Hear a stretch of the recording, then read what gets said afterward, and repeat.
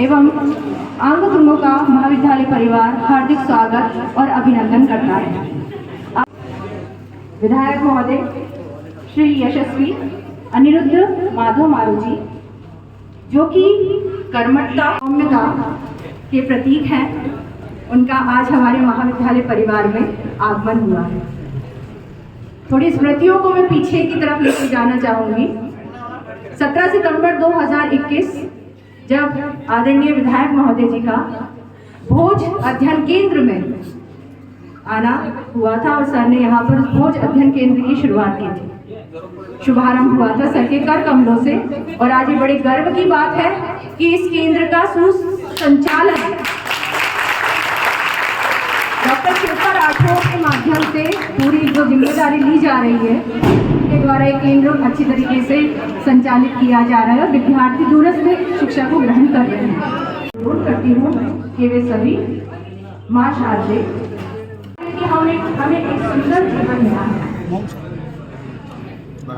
विद्या की देवी माँ शारदा की चरणों में नमन, सरस्वती वंदना का सुमधुर गायन करें और इस हम हैं अकेले, हम हैं अधूरे, तेरी शरण में हमें प्यार दे माँ, से हमें प्यार दे माँ। ऋषियों ने समझी वाणी, हम भी तो समझे। हे शारदे माँ, हे शारदे माँ, तू श्वेत वर्णी मुकुट सर्प साजे मन माँ। हे शारदे माँ, हे शारदे माँ। मैं समस्त महिला प्राध्यापकों से निवेदन करती हूँ कि वे सभी आए। यहाँ महाविद्यालय में नारी शक्ति की प्रतिमूर्ति है, विश्व में नारी शक्ति का प्रतीक है। ऐसा देकर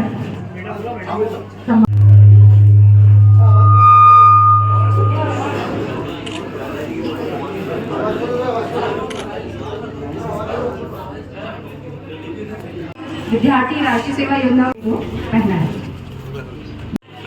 दूसरी और गुलदस्ता और पुष्पमाला से को आमंत्रित करती हूँ कि वे आए और मैं मोतियों की माला के लिए यहाँ पर उनका स्वागत के लिए अर्पिता माला इधर विद्यालय के पितृ पुरुष जिनके डॉक्टर जितेंद्र पाटीदार जी को कि वे आए और आदरणीय विद्यालय के बाबूजी को सादर आमंत्रित करती हूँ कि वे केसरिया दुपट्टा पहने। प्रिय छात्र एवं छात्राएं, आज बड़ा हर्ष का विषय है कि हमारे बीच हमारे क्षेत्र के प्रथम नागरिक आदरणीय मारू साहब हमारे एक छोटे से निवेदन पे पधारे हैं। ये हमारे लिए एक अहोभाग्य है। हमने निवेदन किया और आपने इसको स्वीकार करके हमारे बच्चों के साथ जो है बातचीत का संदेश आदेश दिया था कि बच्चों से मैं संवाद करूंगा। तो ये हम लोगों के लिए जो है बहुत ही खुशी की बात है। मैं एक निवेदन करना चाह रहा हूँ कि इस महाविद्यालय में सत्र उनका रजिस्ट्रेशन हुआ है, साथ ही जो है बराबर कक्षाएं लेते हैं, सभी विद्यार्थियों को मार्गदर्शन देते हैं। नव ऊर्जा के स्रोत तो मैं सादर आमंत्रित करती हूँ पुरोहित जी को कि वे आए और वो शब्द सीधा संवाद करेंगे। मैं तो माननीय विधायक जी के साथ एक कार्यक्रम में था, तो मेरा सौभाग्य है कि इस कार्यक्रम में आने का मौका मिला। विश्वविद्यालय, महाविद्यालय, कई संस्थाओं में भारतीय ज्ञान परंपरा का उद्घोष हुआ है। जब जुलाई 2020 में नई शिक्षा नीति का परिचय दिया गया था और सभी पाठ्यक्रमों में नई शिक्षा नीति को सम्मिलित किया गया था, तब भारतीय ज्ञान परंपरा के विषय में भी सोचा गया था। मैं थोड़ा यहाँ से दुस्साहस करूंगी सर कि मैं उस धरती से आती हूँ जहाँ के कण कण में शिव बसता है। मैं उस धरती से आती हूँ जहाँ कण कण पे शिव बसता है, जहाँ पे भारतीय ज्ञान परंपरा का स्रोत बसता है। उज्जैनी शिव की नगरी और जहाँ पर भारतीय ज्ञान परंपरा के हर प्रमाण मिलते हैं। माननीय मुख्यमंत्री मोहन यादव जी ने जब इस विषय के बारे में सोचा था और भारतीय ज्ञान परंपरा प्रकोष्ठ की जो भूमिका आदरणीय हमारे शिक्षा मंत्री के साथ मिलकर जब रखी थी, तो किसे पता था कि पाश्चात्य संस्कृति की जितनी बातें हमें पता थी उससे ज़्यादा आज हम भारतीय संस्कृति को जान पाएंगे, हमारे विद्यार्थी जान पाएंगे। कहते हैं कि जब से मानव इस धरती पर आया और अन्य जीवों के साथ अपना स्थान बनाया, उसके अंदर प्रकृति के रहस्यों को जानने की एक लालसा जागी थी। डाल्टन का सिद्धांत तो बहुत बाद में आया था। कणाद, आचार्य कणाद, जिन्होंने परमाणु के सूक्ष्म कणों की जो जानकारी पूर्व में ही दे दी थी, उसके बाद डाल्टन ने उसके सिद्धांत के रूप में परमाणु का सिद्धांत बताया था। ये भारतीय परंपरा की ही देन है कि हमारे वेद, उपनिषद, मनुस्मृति, चाणक्य नीति, आर्यभट्ट, तमाम जितने भी हमारे भारतीय ज्ञान परंपरा के आचार्य रहे हैं, उन सब ने भारतीय संस्कृति को परिचित कराने का प्रयास किया है। पुनः एक बार दुस्साहस करूंगी सर, आपकी एक विशेषता है कि आप जब कभी भी कहीं जाते हैं और जब अपने किसी कार्य के लिए किसी भी मुख्यमंत्री या नेताओं से मिलते हैं तो आप सबसे पहले पान प्रदान करते हैं। कहते हैं कि पूजा में सबसे पहले पान रखा जाता है, क्योंकि पान हमारे यहाँ पर एक सम्मान का प्रतीक है, पवित्रता का प्रतीक है और शुद्धता का प्रतीक है। जब उस पान को वहाँ रखा जाता है तो ऐसी अनुभूति होती है कि वहाँ पे पूजा की अनुभूति है। आदरणीय सर, आप भी जब पान किसी को प्रदान करते हैं तो निश्चित रूप से वो सम्मान का प्रतीक होता है, वो कार्य की परिणति होती है और मानासा विधानसभा क्षेत्र के लिए उस प्रयोजनों की प्रतिपूर्ति होती है। दूसरा वैज्ञानिक कारण भी है कि पान जो होता है वो वैज्ञानिक रूप से भी सभी को प्रदान किया जाता है। आज से उसकी परंपरा नहीं, 5000 वर्ष पूर्व से उसकी परंपरा है। ये भी एक भारतीय ज्ञान परंपरा का सोचिए कि कितनी दूरदृष्टिता की रूप में भारतीय संस्कृति कहाँ कहाँ फैली हुई है। हम तो केवल उसे एक सुगंध के रूप में यूज करते हैं, परंतु कहीं ना कहीं ये की जो परंपरा है, हमारे आतिथ्य की जो परंपरा है या हमारे जितने भी लोगों को दी जाने वाली परंपरा है, उसका एक प्रमाण उदाहरण हमारे विधायक महोदय जी ने तो पहले से ही अपना रखा है, जिसका प्रमाण हमारे पास में हर जगह दिखाई देता है। मैं ऐसे विधायक महोदय जी को सादर आमंत्रित करती हूँ कि वे आए और भारतीय ज्ञान परंपरा विषय पर अपना उद्बोधन दें। सुनकर कर दे अनसुना ऐसी उनकी आवाज नहीं, सुनकर कर दे अनसुना ऐसी उनकी आवाज नहीं, मिलकर भूल जाए कोई ऐसे ऐसे उनके अल्फाज नहीं, मिलकर भूल जाए कोई ऐसे ऐसे उनके अल्फाज नहीं, किसी महफिल में छुप जाए ऐसे उनके अंदाज नहीं, सूरज से दमकते हैं ये किसी परिचय के मोहताज हैं। आदरणीय विधायक महोदय जी को सादर आमंत्रित करती हूँ। श्याम जी, सुमेश जी, सभी उपस्थित हमारे प्रोफेसर, लेक्चरर्स, विषय बहुत गंभीर है और उसका पहला पार्ट जो है वो शुरू होता है गुरु के सम्मान से, क्योंकि जब आप गुरु का सम्मान करते हो तब जाकर वो जो ज्ञान आपको मिलता है तब आपके अंदर वो ग्रहण होता है, आपके मन पे अंकित तभी होगा जब सामने वाले के प्रति आपका सम्मान होगा। और मुझे बड़ा अजीब लगा, ये सब कौन लोग खड़े हैं? आपके प्रोफेसर्स, लेक्चरर्स खड़े हैं, छात्र सब आराम से बैठे हैं, लेक्चरर्स खड़े हुए हैं। तो क्या ये ज्ञान की शुरुआत अच्छी शुरुआत है? लगता है आपको? आपको जगह नहीं छोड़ना चाहिए थी इन लोगों के लिए? पहले इन लोगों को बिठाया जाना था। अगर आप सम्मान की भाषा जानते हैं तो आप जीवन में कुछ कर पाएंगे। सबको उठने की जरूरत नहीं है, जितनी चेयर लगनी है। छात्रगण, हमारे राकेश अब ज्ञान की अगर बात करें तो चेतन हो गया आपका, बैठ जाओ बोला फटाफट। तो जीवन में ज्ञान हर क्षेत्र में होता है, सिर्फ किताबी ज्ञान ज्ञान नहीं है। वास्तविक जीवन में जब आप जाते हो तो वहां सारे ज्ञान आपको अलग मिलते हैं। बहुत कुछ आपको किताबों से हटके भी सीखना पड़ता है। और जीवन में सफलता का सूत्र क्या है? तो सबसे पहले तो स्वयं का निर्माण। आप कितना पढ़े इसका महत्व नहीं है, कितनी किताबें पढ़ ली इसका महत्व नहीं है, लेकिन आपने स्वयं का कैसा निर्माण किया, आपको कैसा बनना है, आपको यह तय करना पड़ेगा। क्योंकि जब आप पर्सनालिटी डेवलप करते हो तो आपके कुछ आइडियोलॉजी होती है, आपके मन में होता है कि मैं ऐसा बनूं। सबकी अपनी अपनी आइडियोलॉजी होती है।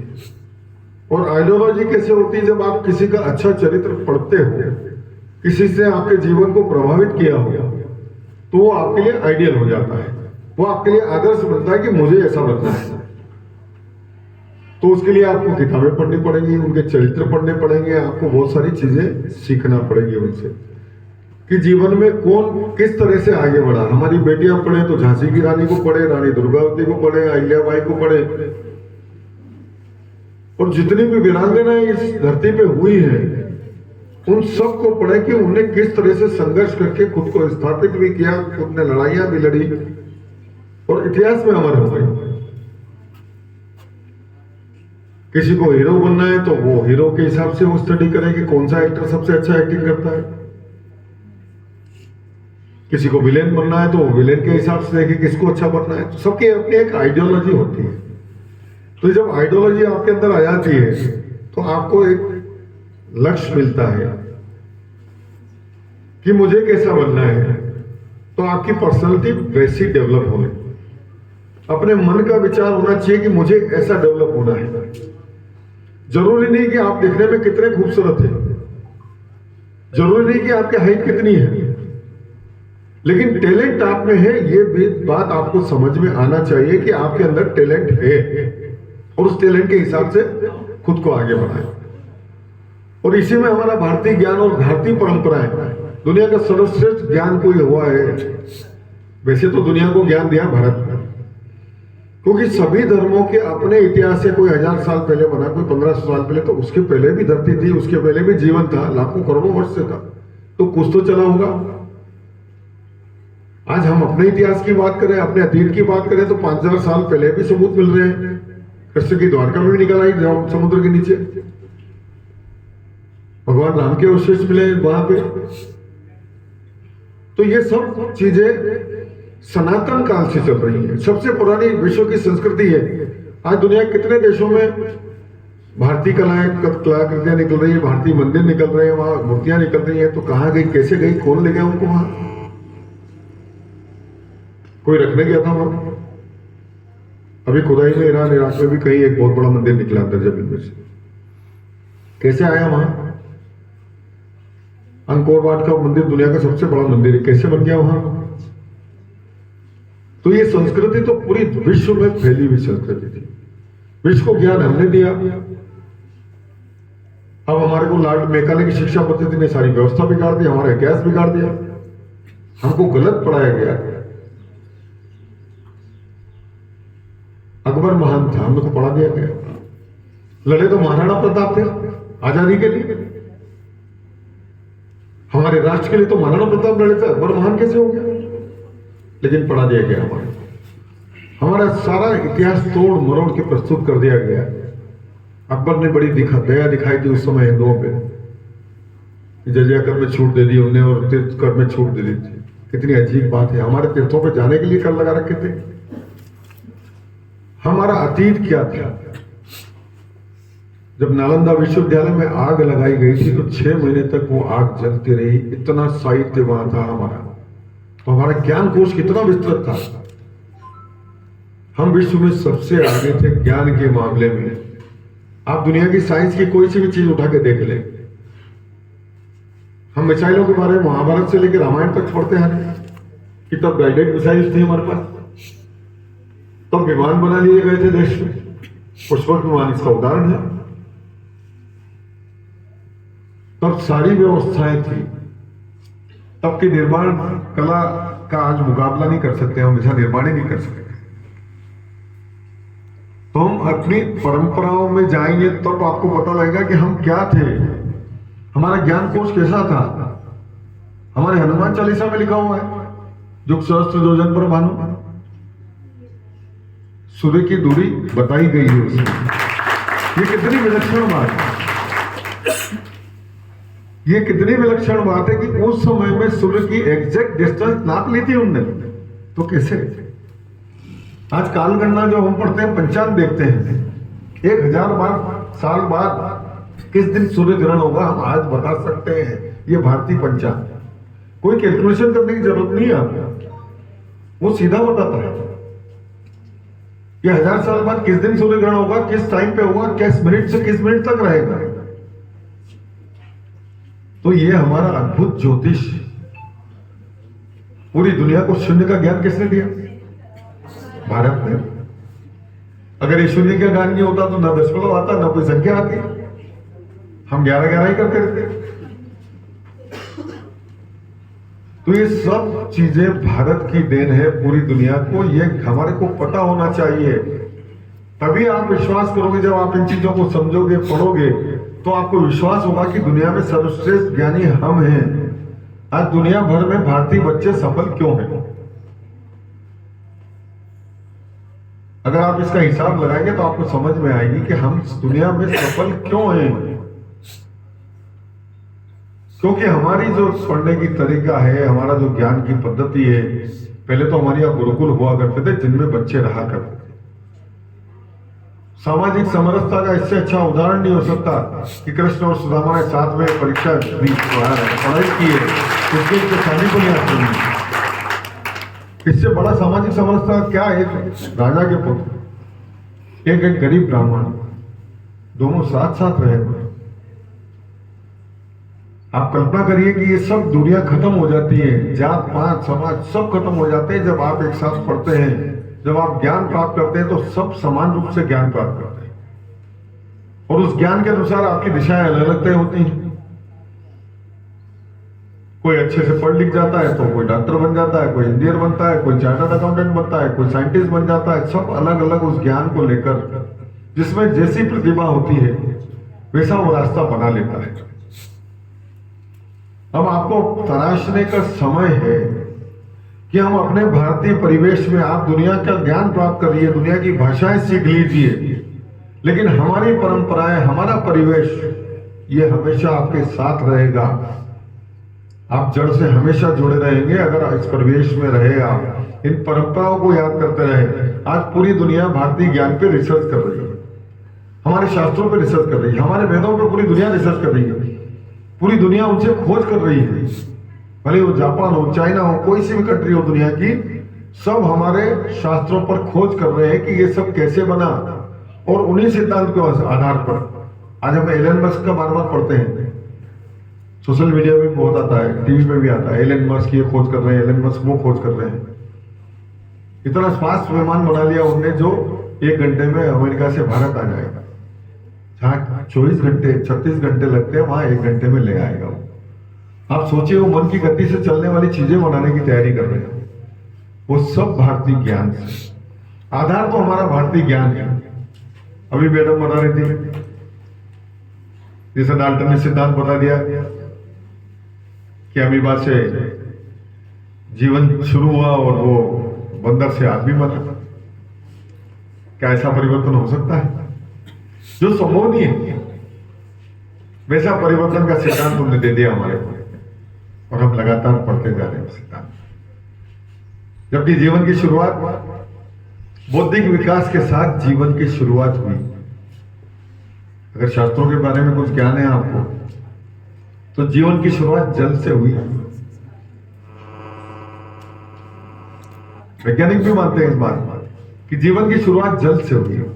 जैसे जैसे मानव का विकास होता रहा, वैसे वैसे हमारे अवतार होते रहे। आपकी जानकारी के लिए सबसे पहले हमारा कौन सा अवतार हुआ? मत्स्य अवतार। ताली बजाओ मैडम। मत्स्य अवतार से। फिर मत्स्य अवतार सबसे पहले हुआ, फिर हुआ वारा अवतार, फिर हुआ कच्छप अवतार। कच्छप अवतार होने के बाद वो जल से जमीन पर आया कच्छप के रूप में, और उसके बाद बाकी के अवतार होते रहे। बाकी बीच में नरसिंह अवतार हुआ, आधा पशु आधा नर। तो ये अलग अलग अवतार हमारे बौद्धिक विकास के अनुसार लगातार इस धरती पर होते रहे। ये जितने भी विकास हुए हैं हमारे बौद्धिक विकास के साथ, ये सब अवतरित होते रहे। इस तरह से पूरी पृथ्वी का विकास बताया हमने, कैसे धरती पर जीवन का विकास हुआ। इसलिए डाल्टन का सिद्धांत कोई मायने नहीं रखता है कि अमीबा से आदमी बन गया, ऐसा नहीं हुआ। और इसमें लाखों करोड़ों वर्ष लगे इस जीवन के विकास में। तो परंपराएं आपके दैनिक जीवन में शामिल होना चाहिए। हम परंपराओं की बात करें तो बेटियां बैठी हैं किचन में काम करती हैं, आपके किचन में सारे आयुर्वेद की सभी चीजें मिल जाएंगी। आपको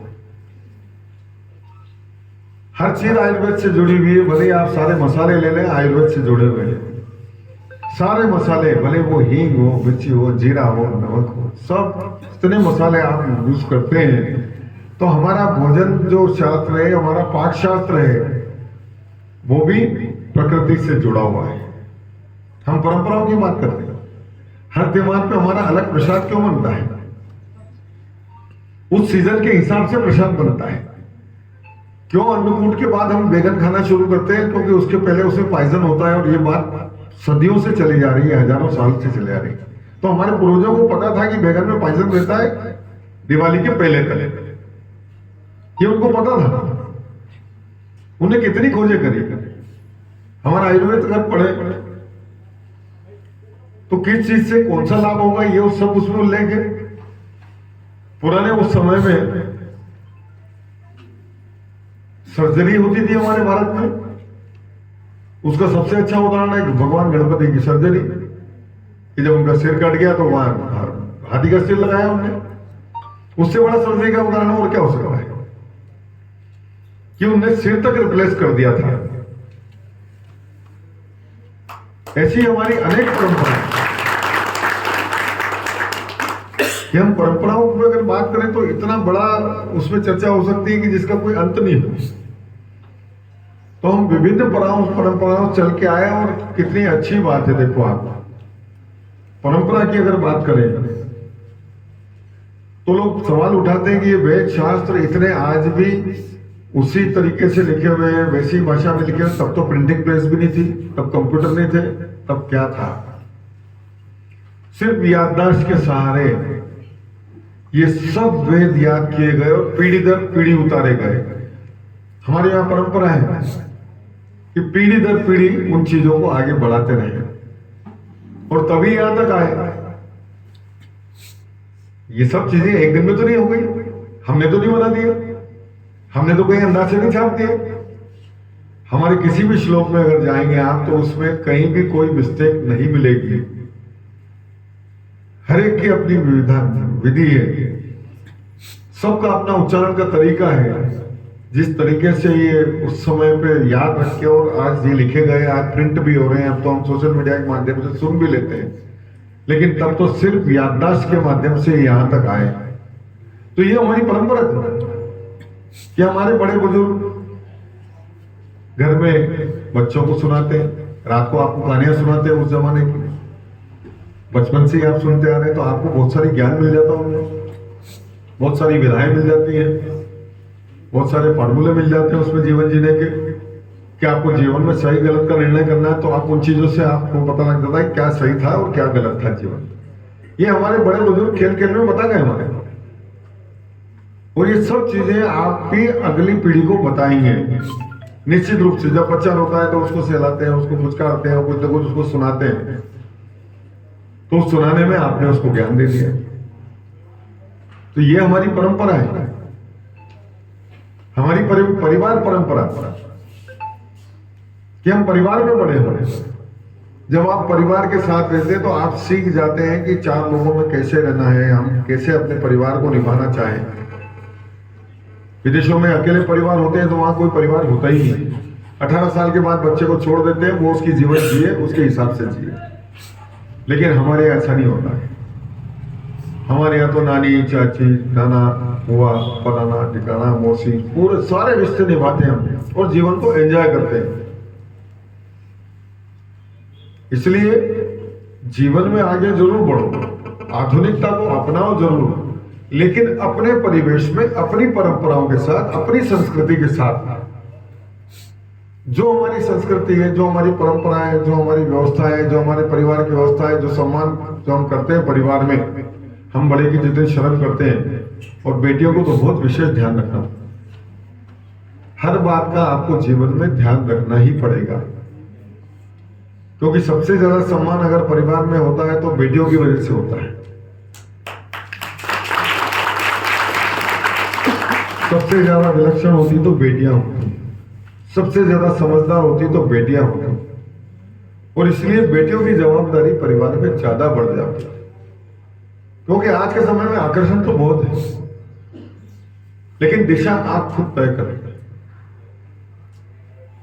और जब आप दिशा तय करते हैं तो उसके पृष्ठभूमि में आपको अपने, वो भले किसी समाज की हो, किसी परिवार की हो, अमीर हो, गरीब हो, किसी वर्ग से हो, लेकिन बेटियों को अपने परिवार के सम्मान का पूरा ध्यान रखना ही चाहिए। उनके मन में हमेशा एक बात रहना चाहिए कि मेरी कोई सी हरकत से कभी परिवार के ऊपर आंच नहीं आए, क्योंकि बेटी की एक गलत हरकत से पूरा परिवार संकट में आ जाता। हम देखते हैं बहुत सारे केसेस, सबके साथ होता है। और इसलिए बेटियों को तो विशेष रूप से ध्यान रखना ही पड़ेगा। आपकी डबल जवाबदारी हो जाती है। आप घर परिवार भी चलाती हैं, आप वंश भी बढ़ाती हैं, आप परिवार का सम्मान भी कायम करती है, परिवार को मर्यादित भी बेटियां ही रखती हैं। कौन रखता है परिवार को मर्यादित? भाई अगर गड़बड़ करता है तो बेटियां ही तो डांटती हैं उसको, पहले ही तो डांटती हैं। तो आपकी ड्यूटी ज्यादा बढ़ जाती है, क्योंकि आपको परिवार के सम्मान का भी ध्यान रखना। और मेरा ऐसा मानना है कि परिवार आप पे विश्वास करता है। आप जो डिमांड करती हैं वो परिवार आपको तुरंत उपलब्ध कराता है कि मेरी बेटी को कोई दिक्कत नहीं आना चाहिए।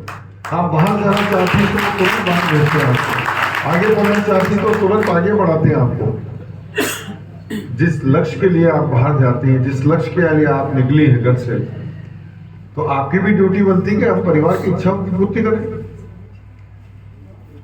ये समय रहता है आपको सही दिशा में जाने का। जब आपको अपनी पर्सनालिटी बनानी है, क्योंकि पहला इंप्रेशन किसी व्यक्ति का जाता है तो वो आपका एंट्री जैसे ही होती है तो आपका इंप्रेशन जाता है कि आपकी पर्सनालिटी आपने कैसे डेवलप की, आपका एटीट्यूड क्या है, आपका तौर तरीका क्या है। सब चीजें आपकी पहली एंट्री में समझ में आ जाती है सामने वाले को।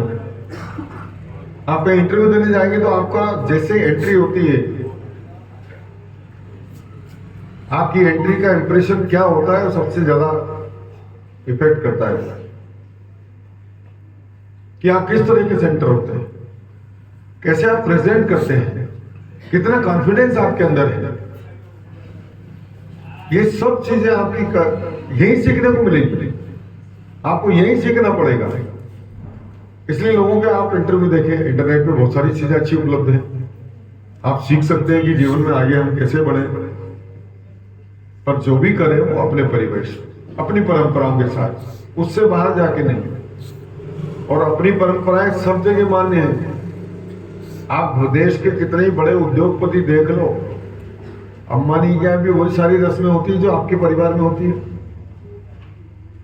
किसी भी बड़े परिवार में झांक के देख लो, उनके यहाँ वो सब परिपाटियां, वो सब परंपराएं निभाई जाती है जो हम सब के घरों में होती है।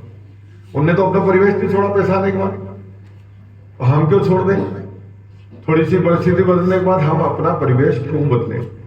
पूरी दुनिया में अगर सम्मान है भारतीयों का, तो हमारी जो परंपरा है उनकी वजह से हमारा सम्मान है, हमारी जो शालीनता है उसकी वजह से हमारा सम्मान है, हमारे अंदर जो जुझारूपन है उसके लिए हमारा सम्मान है, हमारा जो याददाश्त रखने, जो हमारी याददाश्त होती है, क्योंकि वहां तो कंप्यूटर पे 2 और 2 4 करना तो वो भी कंप्यूटर पे लिख के करते हैं, और हमारे यहाँ 100 तक के गुणा भाग कर लेते हैं फटाफट मुंह से, टोटल लगा लेते हैं हम मुंह से। तो ये आपके दिमाग की शार्पनेस बढ़ाती है, आपके ब्रेन की शार्पनेस इसी वजह बढ़ती है कि आप इस तरह से पढ़ते हैं। इसीलिए भारतीय पूरी दुनिया में सफल है। आपको एक बात जानकारी होगी, दुनिया के किसी संस्थान में चले जाएं, सबसे ज्यादा भारतीय मिलेंगे आपको, और उनमें भी बेटियां सबसे ज्यादा मिलेंगी, कि हमारी बेटियां सबसे ज्यादा मिलेंगी उन संस्थानों में। उसका कारण ये है कि हम ड्यूटी के भी पक्के होते हैं, ईमानदारी से ड्यूटी भी निभाते हैं, ईमानदारी से काम भी पास करते हैं, तो पूरी दुनिया में भारतीय सबसे ज्यादा स्थापित है। और उसका कारण ये है कि हमारी परंपराएं, हमारी व्यवस्थाएं, हमारी संस्कृति, हमारी मर्यादाएं, हमारी सम्मान की परंपरा। क्योंकि सम्मान सबको खुश करता है। एक बात जीवन में ध्यान रखना, आप जब सम्मान देते हो तो सामने वाला भी आपको सम्मान देता है, वो अपमानित कभी नहीं कर सकता अगर आप सम्मान दे देते। तो फिर क्या हो रही, सम्मान करने के पैसे तो नहीं लगते। कोई ये तो नहीं कहता कि आप बार बार गुलदस्ता भेंट करो तो सम्मान होगा, बार बार माला पहनाओ तो सम्मान होगा, ऐसा तो नहीं है। सिर्फ आप मुस्कुरा के, हंस के और खाली हाथ जोड़ लेते हैं तो सम्मान हो जाता है। इतने से उसका सम्मान पूरा हो जाता है और सामने वाला संतुष्ट हो जाता है। कभी भी उसका ईगो जागृत नहीं होगा अगर आपने सम्मान कर दिया सामने वाले। और जब ईगो जागृत नहीं होगा तो निश्चित रूप से आपका काम आसान हो जाएगा। जैसे मैडम अभी कह रही थी कि मैं पान खिला के मना लेता हूँ, तो पान जैसे ही वो खाते हैं उनका मुंह मीठा हो जाता है, उनको बड़ा मजा आ जाता है और एकदम वो खुश हो जाते हैं, तो मेरा काम करते हैं। क्या बुराई। मैं इसी वजह से एक अलग से अपनी पहचान रखता हूँ। भोपाल में, सचिवालय में, जहां भी जाता हूँ मैं अपनी एक अलग पहचान रखता हूँ। मैं कहीं भीड़ में होता हूँ तो मेरे को नेता लोग भी ढूंढ लेते हैं, अफसर भी ढूंढ लेते हैं कि भैया से मिलो, कम से कम पान तो खिला देंगे। तो ये तरीका है। तो जीवन में अपने आप को स्थापित रखना है तो आपको कुछ नया करना पड़ेगा। आपके अंदर टैलेंट है। बहुत बार ऐसा होता है कि यार मेरे को तो कुछ नहीं आता, मैं बार बार फेल हो जाता हूं। तो आपने दूसरी साइड चेक नहीं करी आपकी कि आपके अंदर क्या टैलेंट है, किस चीज को निखारना चाहिए। जरूरी नहीं कि आप शक्ल से खूबसूरत हो, लेकिन आपकी पर्सनालिटी में ऐसी बहुत सारी चीजें होती है जो आपकी खूबसूरती को बढ़ा देती है। आपका एटीट्यूड ऐसा होना चाहिए जो आपकी खूबसूरती को बढ़ा देता है। आपका तौर तरीका, आपका प्रेजेंटेशन ऐसा होता है कि वो अपने आप खूबसूरती बढ़ा देता है। खूबसूरती के लिए जरूरी नहीं कि आपका नाक नक्श अच्छा हो या आपका रंग हो रहा हो। मैं काला हूं तो भी काम चल जाता मेरे को परेशानी नहीं होती। तो आपकी बॉडी लैंग्वेज वैसी है। अपने आप को ऐसा ढालें आप कि आपका तौर तरीका, आपका रहन सहन, आप जरूरी नहीं कि बहुत महंगे कपड़े पहनेंगे तो भी बहुत अच्छा दिखेंगे। सलीका आपका होना चाहिए। ये बहुत सारी चीजें हैं जो हम सीख सकते हैं और हमारे परंपरागत ज्ञान से। आपको उससे हटके कहीं पाश्चात्य उससे जाने की जरूरत नहीं है कि यहाँ से फटी हुई पेंटे पहन के आप समझते हो बहुत स्मार्ट दिखता है। कोई स्मार्ट नहीं, वो बहुत बेकार लगता है। आप किसी बड़े आदमी को देखा आपने फटी हुई पेंट पहने? कभी नहीं देखा, क्योंकि उसमें उत्संकलता ही दिखती है। आप शरीर दिखाने से कभी भी आप इंप्रेस नहीं कर पाएंगे किसी को। आप पूरा अच्छे से खुद को ढक के भी इंप्रेस कर पाएंगे अपने आप, किसी को भी इंप्रेस कर सकते। कोई जरूरी नहीं है कि खुद का प्रदर्शन करने के लिए आप लोग प्रदर्शन के लिए नहीं है, आगे बढ़ने के लिए है। और आगे बढ़ने के लिए तो आपको खुद को मजबूत करना पड़ेगा और अंदर से मजबूत करना पड़ेगा हर परिस्थिति से लड़ने के लिए। और इसीलिए हम अपने पुराने जितने भी इतिहास में हुए हैं, वीरांगना हुए, वीर हुए हैं, कि वो किस तरह से लड़े हैं, जीवन में आगे बढ़े हैं, देश के लिए लड़े हैं। आपको खुद को मजबूत करना है तो उनको पढ़ना पड़ेगा, उनसे सीखना पड़ेगा। हमारे ज्ञान कोश के लिए हमारे पूरे दिन ऋषि मुनि कौन, किसने क्या खोज करी, इसका ज्ञान होना चाहिए। अपने आप पर गर्व होगा आपको कि हम भारतीय हैं कहने में आपको गर्व होगा कि हमने दुनिया को ज्ञान दिया। इसलिए आपको इस बात पर गर्व होगा। दुनिया में फलाने ने खोज करी, ठिकाने ने खोज करी, किसी ने कोई खोज नहीं करी। सारी खोजें भारत में हुई। दुनिया को ज्ञान हमने दिया, शब्द ज्ञान हमने दिया, अक्षर ज्ञान हमने दिया, मैथमेटिक्स का ज्ञान हमने दिया, ज्योतिषी का ज्ञान हमने दिया, ज्योमेट्री हमने सिखाई लोगों को, दुनिया को ट्रिग्नोमेट्री हमने सिखाई। आप पुराने इतिहास उठा के पढ़ेंगे तो निश्चित रूप से आपको गर्व होगा। बीच के सालों में मुगलों के समय और अंग्रेजों के समय पूरे इतिहास को तोड़ मरोड़ कर हमारे सामने पेश कर दिया। इतिहास में गलत चीजें जोड़ दी गई। हमारी परंपराएं नष्ट करने का एक षड्यंत्र था वो, कि हमारी परंपराएं तोड़ने का एक षड्यंत्र था, पर उसमें कभी वो सफल नहीं हो पाए, क्योंकि हम अपनी परंपराओं को निभाना जानते हैं। हम अपने उन चीजों को ध्यान रखना जानते हैं जो हमारे अतीत में हुई है, जो हमारे देश में हुई है, जो हमारे महापुरुषों ने किया है। हम उसको जानते हैं और उस पर हमको गर्व होना चाहिए। हम सब जीवन में आगे बढ़ने के लिए, खुद को मजबूत करने के लिए एक मन मजबूत करें, संकल्प करें कि मुझे हर हाल में अपना लक्ष्य प्राप्त करना है। उसके लिए मैं न तो किसी आकर्षण में आऊंगा, न आऊंगी, न किसी बात से मेरे को मतलब है। आपको पढ़ने के लिए भेजा है तो अभी का ये समय है जब आप पढ़ लिख लेंगे। अभी आपका समय है जब आप दिशा तय कर लेंगे। अगर आपने गलत दिशा तय कर ली, आपका खुद का जीवन खराब हो जाएगा, आपके परिवार का जीवन खराब हो जाएगा। और अभी आप सही दिशा में चले गए तो निश्चित रूप से मान के चलना कि आप अपने परिवार की प्रतिष्ठा में चार चांद भी लगाएंगे, जहां जाएंगी वहां भी चार चांद लगाएंगे। और आप सबसे अपेक्षा भी परिवारों को यही रहती है, भले ही बेटे हो या बेटियां, कि मेरा बेटा आगे बढ़ के, मेरी बेटी आगे बढ़ के मेरा नाम रोशन करेगी। और यही पीरियड होता है आपका। आप 21, 22, 23 साल तक पढ़ाई करते हैं कुल मिलाकर, उसके बाद नहीं पढ़ना है आपको। लेकिन ये 22, 23 साल में अगर दिशा आपने गलत चुन ली तो पूरा जीवन आप बर्बाद हो जाओ। और अभी सही दिशा ले ली आपने तो ये मान के चलना कि आसमान अनंत है आपके लिए उड़ने के लिए। फिर पूरे आसमान में आप उड़ के जैसा चाहे वैसा कर सकते हैं। पूरी दुनिया आपके कदमों में है। मेरा सबसे बड़ी निवेदन है, क्योंकि आज बैठक भी है, समय भी बहुत ले लिया मैंने मेरे ख्याल से। बैठेंगे अपन, अभी तो बेटियां आधी उधर बैठी हैं, आधी यहाँ बैठी, आधी यहाँ बैठी, आधे उधर खड़े। पर एक अच्छे ग्राउंड में, मैंने तो कहा था बाहर बढ़िया ग्राउंड में करना था ये कार्यक्रम, ताकि सबसे सीधा आएगा। हम लोग करते रहेंगे बैठ के, उनका सॉल्यूशन भी करते रहेंगे। लेकिन एक बात जीवन में ध्यान रखना कि किसी अभाव की वजह से आपका लक्ष्य नहीं चूक जाओ, क्योंकि बहुत सारे अभाव हो सकते हैं। मेरे को टाइम पे चाय नहीं मिली इसलिए मैं टाइम पे नहीं उठा, तो ये एक बहाना है। ये आपका लक्ष्य चूकने का एक बहाना है। मुझे फलानी व्यवस्था नहीं मिली, मुझे फलानी किताब नहीं मिली, मुझे ये सुविधा नहीं मिली, मैंने ये मांगा था, मोटरसाइकिल मांगी थी, ये नहीं मिली। तो ये चीजें आपका लक्ष्य चुका देंगी आप। ये तो इतिहास याद करो आप। डॉक्टर अब्दुल कलाम आजाद, सब नाम सुना है, देश के राष्ट्रपति हुए, मिसाइल मैन, उनसे बड़ा साइंटिस्ट भारत में नहीं हुआ, बाबा के बाद वही हुए थे। रामेश्वरम के रहने वाले थे, नाव चलाते थे, इस किनारे से उस किनारे तक यात्रियों को छोड़ते। जब यात्री दर्शन करके वापस आते तब तक वो बैठ के साइंस की, मैथमेटिक्स की, फिजिक्स की किताबें पढ़ते, वो अपनी स्टडी करते। और जब रात को घर जाते तो घर में कोई लाइटें नहीं हुआ करती थी, झोपड़ी में रहते थे, तो लैंप पोस्ट के नीचे बैठ के वो पढ़ाई करते थे। और दुनिया के इतने बड़े साइंटिस्ट बने, भारत के राष्ट्रपति बने।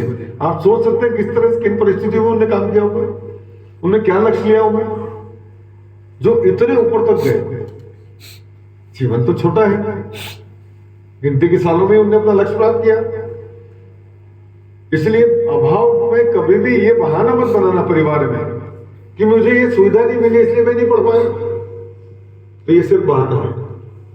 आपको सुविधा मिले नहीं मिले, पर आपका लक्ष्य अगर तय है तो फिर वो असुविधा आपको कभी लगेगी नहीं कि मेरे को असुविधा है, कोई परेशानी ये कभी महसूस ही नहीं होगी। अरे आपका लक्ष्य तय है, आप लक्ष्य के लिए काम कर रहे हैं और एक समर्पण अपने लक्ष्य के लिए होगा तो आप लक्ष्य प्राप्त करेंगे। समर्पण कैसे? अपने आप को सबसे कट ऑफ करो, पूरे वातावरण से आपको कट ऑफ होना पड़ेगा। मेरी सहेलियां, मेरे दोस्त, मेरा इंटरनेट, मेरे व्हाट्सएप, मेरा फेसबुक, मेरा फलाना सोशल मीडिया। आपको अगर वाकई में आगे बढ़ना जीवन में, इस कंपटीशन के समय में, तो आप एक बार सब भूल के देखो आप कहां पहुंचते हो, आपको समझ में आएगी कि आप क्या कर सकते हो। निश्चित लक्ष्य आप प्राप्त करोगे और जो लोग लक्ष्य को प्राप्त करते हैं वो इसी तरह से प्राप्त करते हैं। आप उनके कभी कमरे में चले जाओ पढ़ने वालों के, तो आपको समझ में आएगी कि वो कैसी जिंदगी जी रहे हैं। उनको किसी चीज से कोई लेना देना ही नहीं है। टाइम पे नहाए नहीं नहाए, टाइम पे कपड़े बदले नहीं कपड़े, धुले नहीं धुले, चादर बदली नहीं बदली, सफाई हुई नहीं हुई, कोई लेना देना नहीं। एक लक्ष्य, और तभी लोग टॉप पोस्टों पे पहुंचते हैं, तभी इतनी बड़े अचीवमेंट्स होते हैं। और अचीवमेंट के लिए भी जरूरी है कोई कॉन्वेंट स्कूल से जाएगा वही बड़ा बनेगा, और कोई बड़े कॉलेजों से पढ़ के जाएगा वही बड़ा बनेगा। प्रतिभा तो कहीं भी हो सकती है। जंगल में पत्थरों के बीच भी फूल खिल जाता है, तो वह उस वातावरण में भी खड़ा हो जाता है, पेड़ खड़ा हो जाता है उस वातावरण में। तो आप तो एक अच्छे कॉलेज में पढ़ रहे हैं जहाँ इतने सारे प्रोफेसर हैं, इतनी सारी फैकल्टीज हैं आपके पास, इतनी सारी सुविधाएं हैं, ये कम बात नहीं है। तो दूसरे शहरों में जाओ आप, वहाँ कॉलेजों में कोई सुविधा ही नहीं। हम निश्चित रूप से कोशिश करते हैं लगातार कि आपकी सुविधा में कमी नहीं हो। कुछ होगी तो आज की बैठक में हम विचार करके उसको ठीक करेंगे। आप लोगों की जो भी मांग है उसको भी ध्यान देंगे। जरूरत पड़ेगी तो मैं अपने विधायक के इस पैसा देकर कराऊंगा, लेकिन आपकी कोशिश जरूर करेंगे। तो शायद सब पता पड़ गया होगा कि क्या सरप्राइज गिफ्ट था कि आज हमारे माननीय विधायक आज हमें समेटना है, और जो कि प्रयास मध्य प्रदेश शासन भारतीय ज्ञान परंपरा कर रही है। दो शब्द कहना चाहूंगी। आपने जो वक्तव्य दिया है, जो तूफानों में किनारे तक पहुंचा दे, ऐसी अब कश्तियां नहीं मिलती। जो तूफानों में किनारों तक पहुंचा दे, ऐसी कश्तियां नहीं मिलती। गम को गले लगाकर खुशियां बांटे, गम को गले लगाकर खुशियां बांटे, ऐसी जादू की झप्पियां नहीं मिलती। खुद के लिए जूझने वाले इस जहां में एक ढूंढो तो हजार मिल जाएंगे। खुद के लिए जूझने वाले इस जहां में एक ढूंढो तो हजार मिल जाएंगे। दूसरों की खुशी के लिए जूझने वाली आप जैसी हस्तियां नहीं मिलती। मैं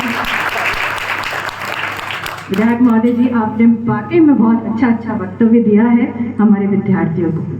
मैं कार्यक्रम की अगली श्रेणी में, चूंकि अभी हम भारतीय ज्ञान परंपरा विषय पर चर्चा कर रहे हैं, और इसी चर्चा में जो पखवाड़ा अभी विगत वर्ष अभी 1-2 महीने पहले बनाया गया था, जो कि 18 नवंबर से 23 नवंबर के मध्य में था। भारतीय ज्ञान प्रकोष्ठ की जो हमारे यहाँ की प्रभारी हैं श्री शिवकौर पहुँचे मैडम के और स्टाफ के सानिध्य में ये पूरा पखवाड़ा मनाया गया था। विभिन्न प्रकार की यहाँ पर प्रतियोगिताओं का आयोजन किया था, और उन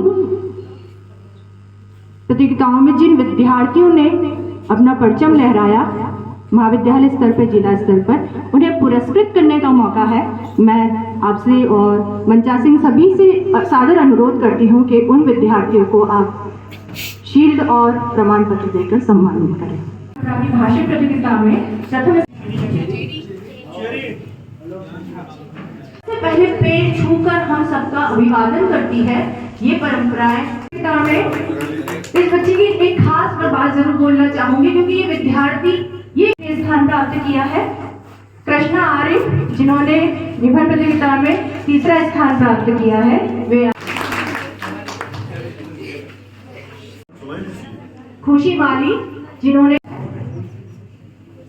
प्राप्त किया है सामान्य ज्ञान में प्रथम स्थान प्राप्त किया है। सतत रूप से कभी ये नहीं सोचा चारू गहलोत पुनः आए और सामान्य ज्ञान प्रतियोगिता तो के पूर्व छात्र कॉमर्स विभाग में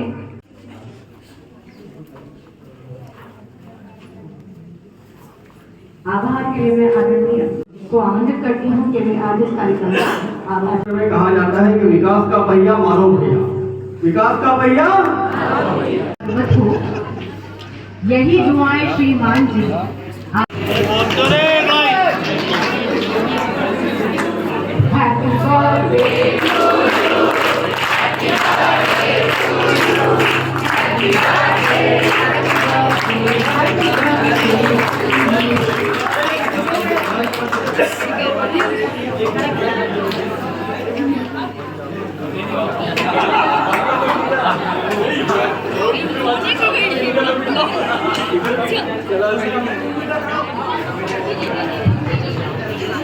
मौका भी है और दस्तूर भी है। संगठन में शक्ति होती है, और आज इस मंच में संगठन के प्रतिरूप में श्री गोपाल जी, आदरणीय कैलाश जी, का सानिध्य यहाँ पर प्राप्त हुआ राकेश जी जैन जी, जो युवा वर्ग की टीम है और नृत्य मनासा विधानसभा में आदरणीय विधायक महोदय के सानिध्य में परचम लहरा रहे हैं। कैलाश जी, हाँ इधर राकेश जी को, कोई भी विद्यार्थी यहाँ से नहीं जाएंगे, सभी के लिए भैया इस बारे में मुख्यमंत्री शिवराज जी का फोटो बना के भेज दिया था। आपका भी तो बनाया था। बच्ची बहुत एक्टिव है। ठीक है बेटा। बन जाते हैं, चीजों से बन जाते हैं, नेचुरल कलर्स भी बनाए इनका भी बनाया था। ये वहाँ ऐसे नए प्रोजेक्ट जीवन में कार्यक्रम में अलग बात, स्केचिंग अलग बात। अपन भी दिल्ली में आर्ट गैलरी